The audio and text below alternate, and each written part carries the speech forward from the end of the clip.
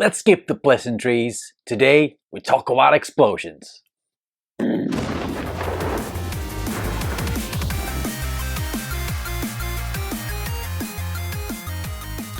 So these are the brands and colors that I used in my process. But make no mistake, you can use any brand that you have on similar tones at home. I started with the yellow covering all of the explosion, and then over that I put on an orange.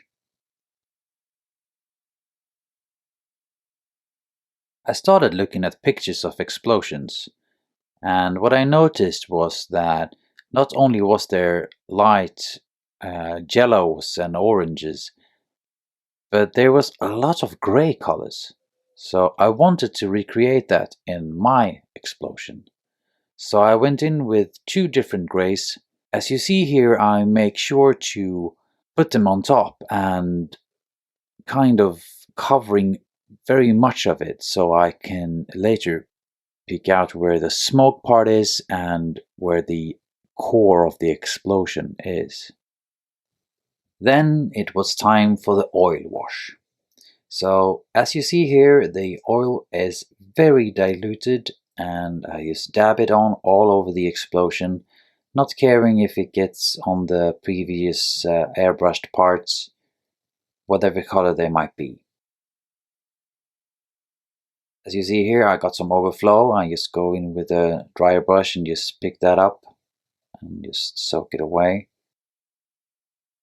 Either way, this might have just tinted the base somewhat and we might have gotten a bonus oversell effect. And if I wanted to take it completely away, I could just remove it with white spirit. Then go in with brighter oil color in some part of the inner explosion, just to get really bright core. And as you see right now, this is not a pretty face of the project. It kind of looks like, but just hang on and we'll see if we can save this. After the wash, I go in with Q-tips or makeup sponges thingies and just clean up the excess. And after that, as you see here, I have put down some black oil color on certain parts, and then I go in with gray brown color and just mix it in place. I place it first and then mix them together right on the miniature. This paint is not that diluted, almost right out of the tube. Make sure that you don't have too much oil color on that brush, because then it will take a long time for it to dry. I go back and forth like this, just trying to pick out those different shapes I see in the miniature. The explosion really has those round shapes that I think would make perfect smoke clouds. So with black, I go in and I shade those right on the miniature.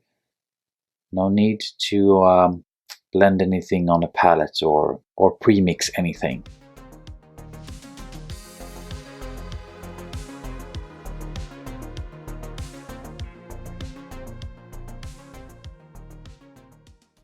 As I continue to paint this explosion, I would like to take this opportunity to thank 4 persons that have blown my mind, and it's my first 4 patrons.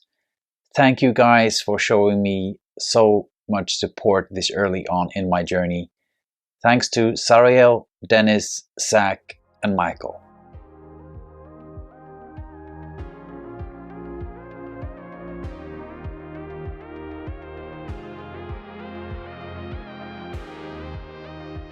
As you see here, there's very little paint on that brush. I just dipped it in black and I went in and I shaded those small details on that smoke. And I just blended it with the same brush. I didn't switch brushes, nothing like that. This is just one of those stages that I guess you'll have to get a feel for it. I mean, feel in the miniature and feel like how you would want to sell the effect and what kind of effect that you're looking for. This being a miniature from a comic book, I thought that it would be nice having very contrasty and like it was sketched or something.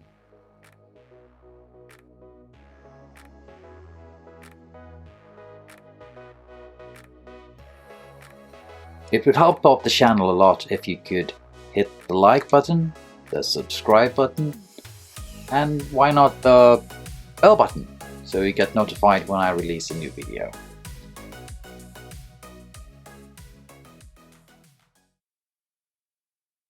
As you see here, I shade some parts more than others, just making sure that I have that contrast down.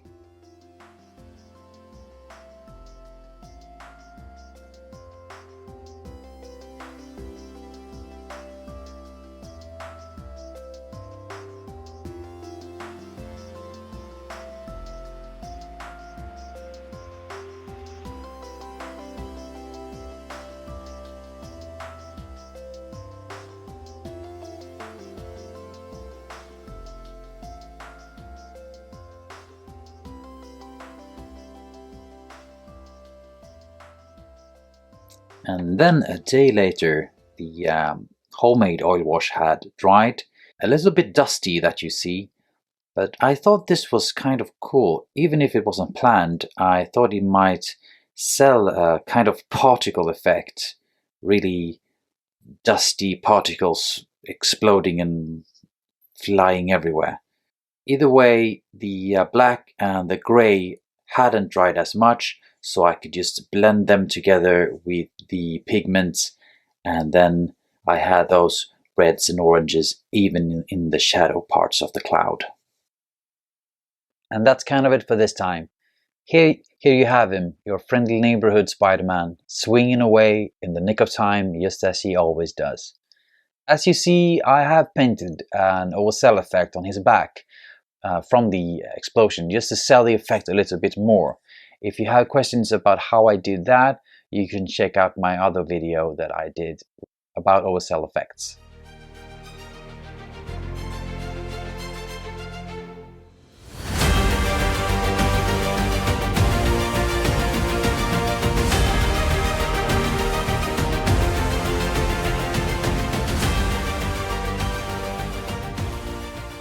So that was it for this time, you guys. Thanks for stopping by and watching me paint an explosion.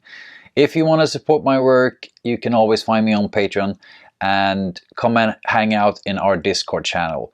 Every other week, me and Björn over at The Beer and the Brush releases another episode of our podcast. So if you want something to listen to while hobbying, please take a listen to that. Big mini love. Bye.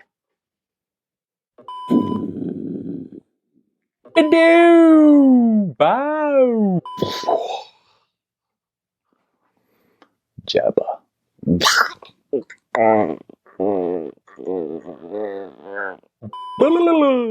Bye.